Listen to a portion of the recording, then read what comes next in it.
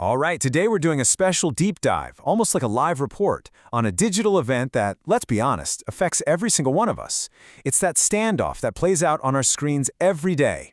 That weird limbo between when you click something and when you actually get there. We're going to break down the anatomy of the loading screen.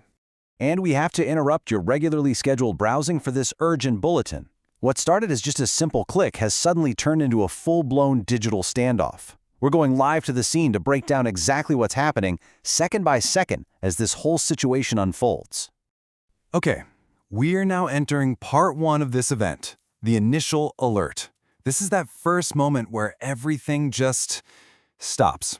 You know you're trying to get somewhere, but you're hit with a blank screen, just waiting for that first message from the server.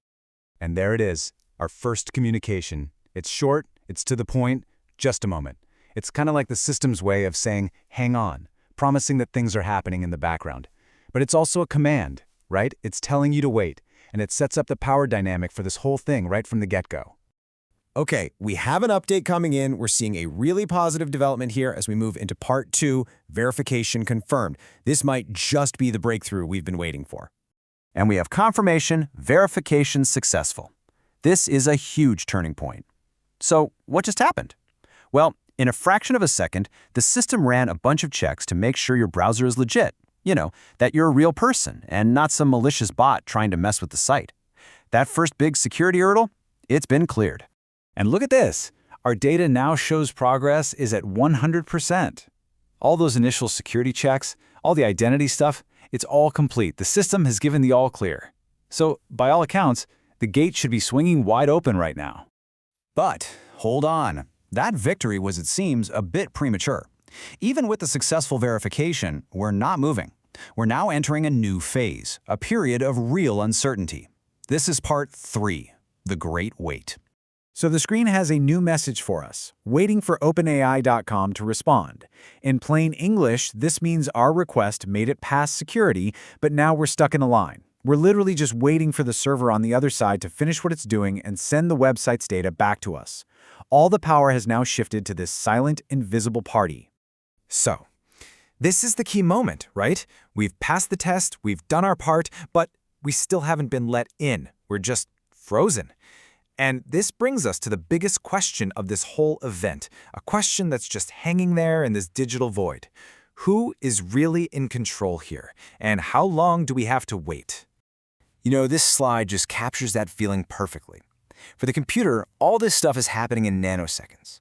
But for us, for the human waiting, that same amount of time feels like a whole moment. It can feel like forever. That massive gap between machine time and our perception of time, that's where all the frustration with technology really lives.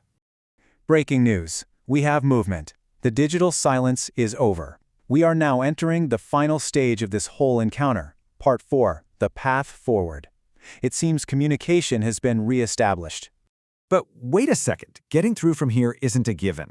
The new message we're getting isn't an invitation. It's a list of terms. The negotiation is suddenly very simple. On one side, you have your goal, which is just access. And on the other, the server's one non-negotiable demand, compliance. And here are those terms of compliance. Step 1, enable JavaScript. This is basically the code that makes websites interactive and modern. All the animations, the forms that work instantly. Most websites today just can't function without it. And step 2, enable cookies. These are just those little data files that help a site remember you. And these aren't suggestions, by the way. They're the concessions you have to make to end the standoff. And so this whole tense encounter finally comes to a close. But not with a simple welcome, right? It ended with a transaction. We were verified, we waited, and then we were given our terms. And it leaves you with this one final, really important question to think about. In a world that's built for instant connections, who really holds the power in these millions of tiny moments where we are all just forced to wait?